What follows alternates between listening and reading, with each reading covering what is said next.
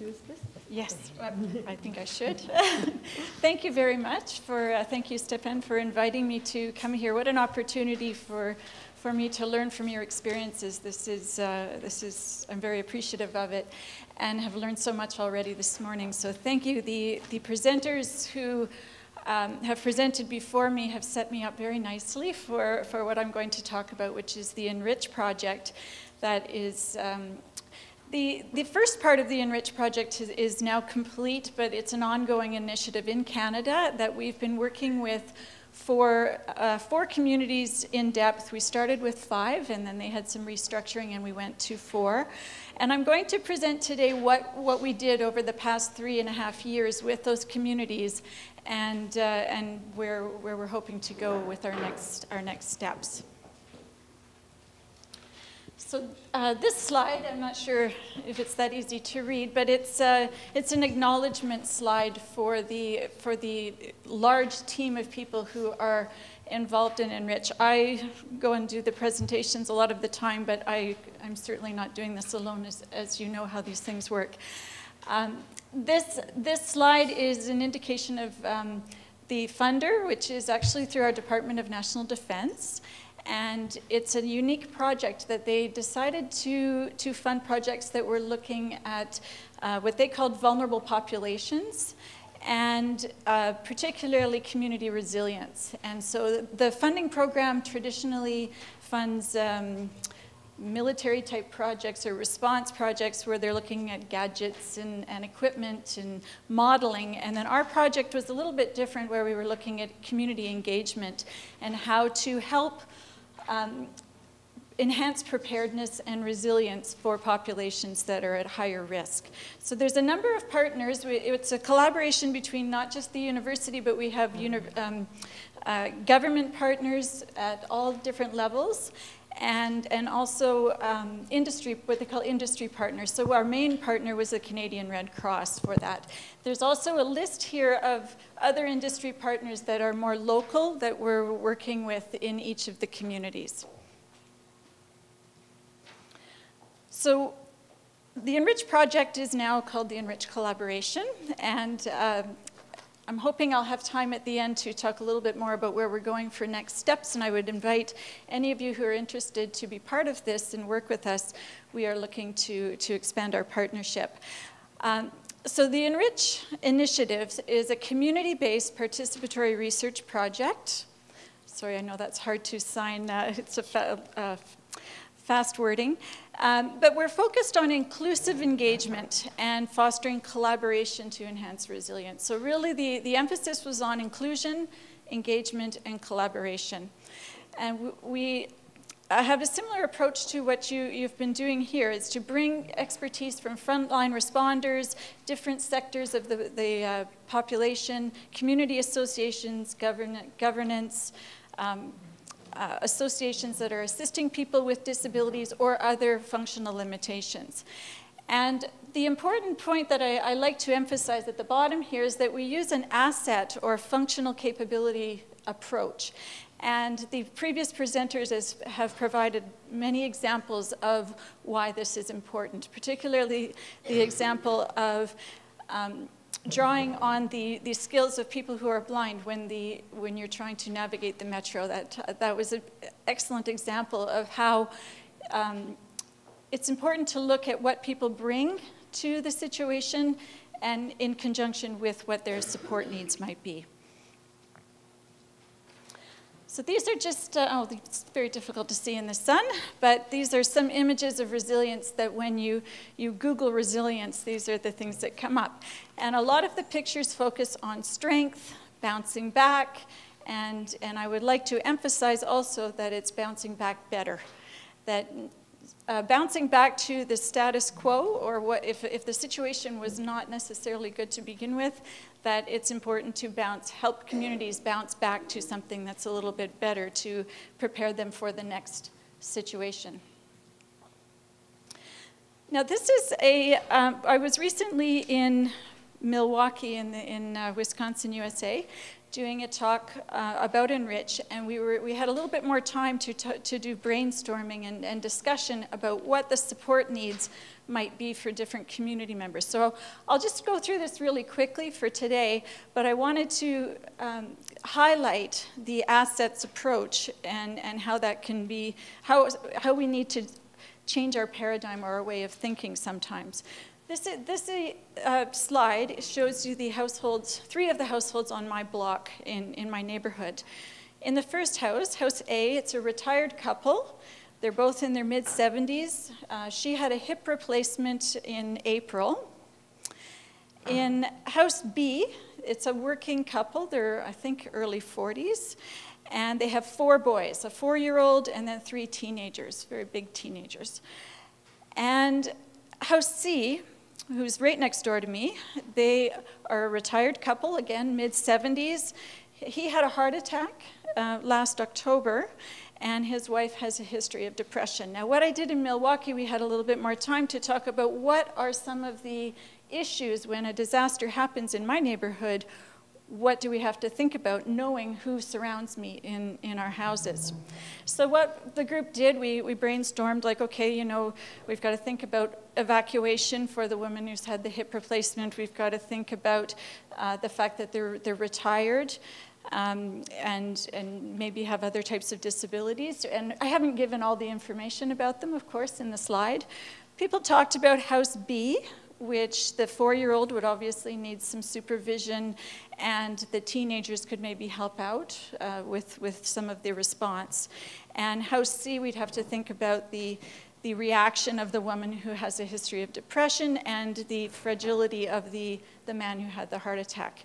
So after we had that discussion, I thought I would introduce Household A. And this is Trevor and Kathy. And for those of you who can't see the picture, it's a picture of Trevor and Kathy sitting on their Harley-Davidson motorcycles. And they are, they make an annual trip across Canada. And if you've been to Canada, you know it's quite far from Ontario to Manitoba. They do this every summer on their bikes. And the context was good because the meeting in Milwaukee was at the Harley-Davidson Museum, so that would just happen to work in my favor.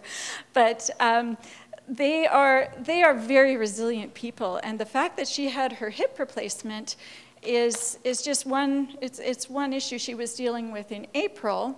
However, she was counting down the days until she was allowed to lift her hip up and sit on her Harley. And so this is really important for me in terms of how the lens we use, or the paradigm we use to think about people when you're given only a little bit of information about their context.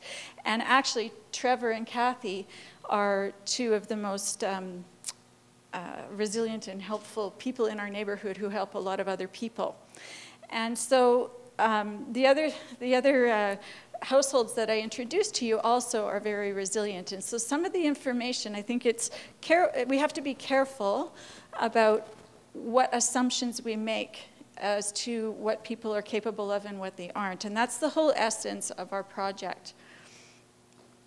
So this slide just lists a number of aspects of community resilience. There's some excellent literature out there, but mainly the literature focuses on the need for engagement, the need for leadership, partnerships, and a whole of society approach where people are included and their potential contributions are acknowledged. Okay, so this next slide talks about the lessons from Enrich. So what I thought I would do is tell you what our key lessons were. Then I'll go through and tell you exactly what we did with the communities, and then I'll talk about what we recommend to address these lessons. So from Enrich, we found that awareness and relationships are absolutely essential for communities to become more resilient. True engagement is another important aspect of doing interventions with or activities with communities, and that it's important that when when you're trying to engage people, like just as you are today, this is a perfect example, that people are really participating, that it's not just an invitation, but when they come to a session that they are actually able to participate. And then the other lesson here that I'm highlighting is the need for an asset-based approach, or a strengths-based approach, some people call it. And that requires that we change the lens of how we view certain groups in the population. Now let's talk about how we learned this. This is, I think the other presenters have highlighted this substantially in terms of the potential for disasters to impact people disproportionately. So some people experience the impacts more than other people do. Now, our funders use the word vulnerable in the call for proposals, and I personally don't like that word.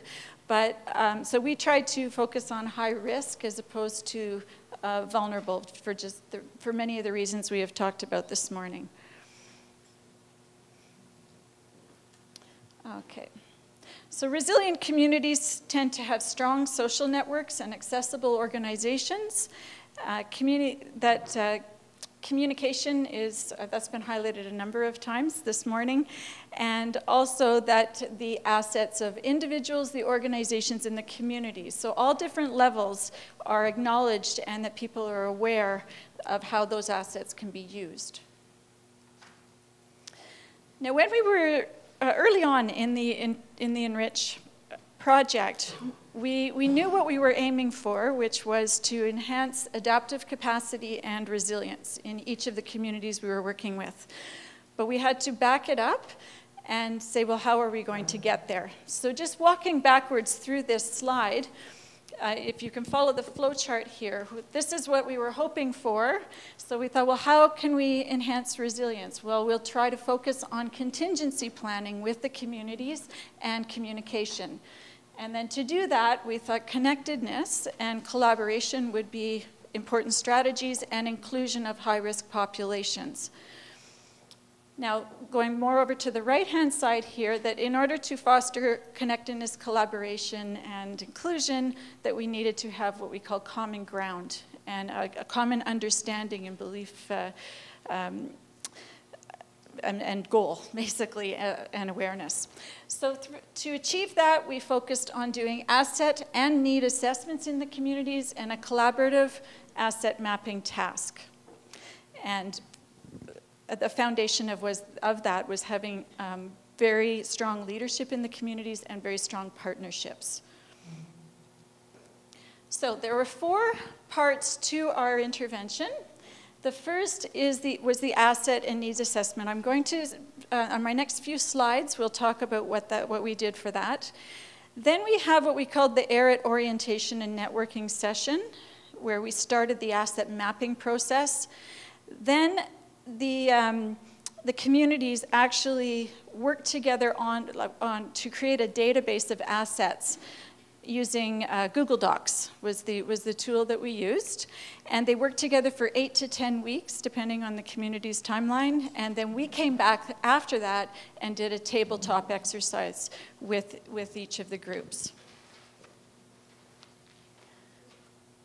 And I should just mention here that this is the link here for our intervention manual. So everything we did is online and available on our website, so that if you are interested in reading more about it. Okay, so the asset, how am I doing for time? Okay. The asset need assessment in each of the communities, we used what we call a structured interview matrix consultation method. So they were focus groups that we did with each community, but when you use a SIM, you can accommodate up to about 40 people in these consultations. And the important part about the SIM is that how many people have participated in regular focus groups? Okay, so if you've been in those types of focus groups, usually there's about 8 to 10 people, and often there will be one or more persons who will have a little bit more airtime, I call it, and there tends to be an imbalance in terms of the voices that are represented, depending on how the session's facilitated, and that can be a little bit challenging. But when you use the sim, it enables you to hear each voice in the room.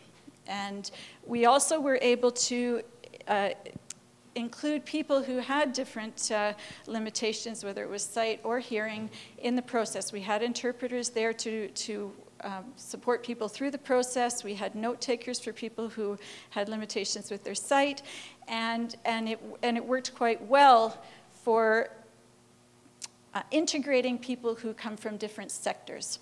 So I just want to give you a really quick overview of what the sim involves, because all the instructions for doing a sim are online. We created a video, and we have a manual as well. It's just I have to finish proofreading it and put it up online. So that will be available, open access for anybody who wants to try it. In this picture here, there are 4 circles, each a different color, similar to what you're going to do today with the round tables, and there's arrows pointing all over the place. That is an indication of the movement of the people in the room during the sim.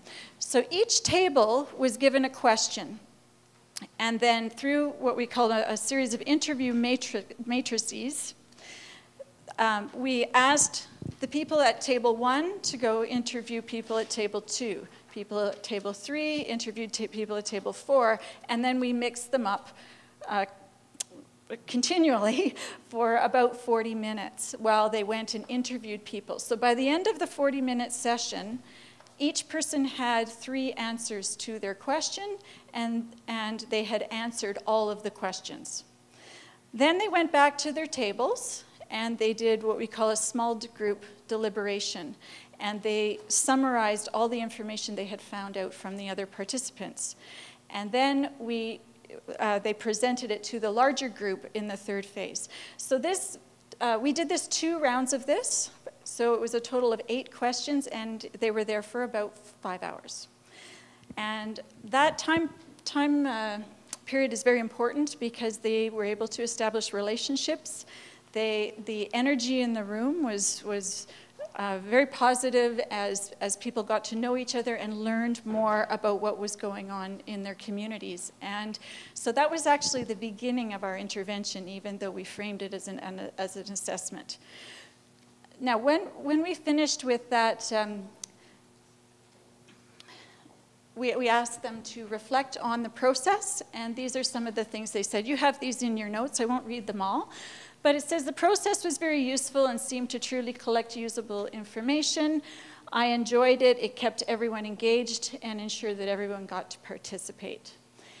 And I think the most important thing from this is the fact that multiple organizations came together and started a conversation.